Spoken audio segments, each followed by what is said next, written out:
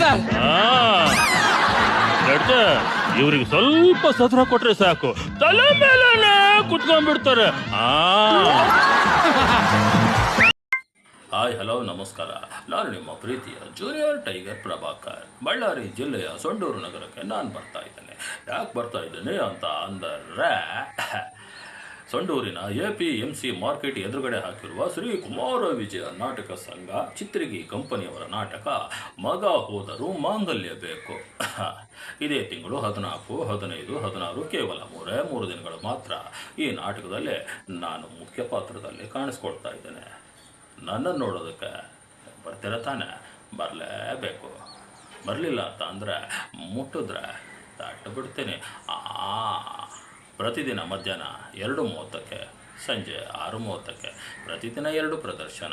ನಾಟಕ ಮಗ ಹೋದರೂ ಮಾಂಗಲ್ಯ ಬೇಕು.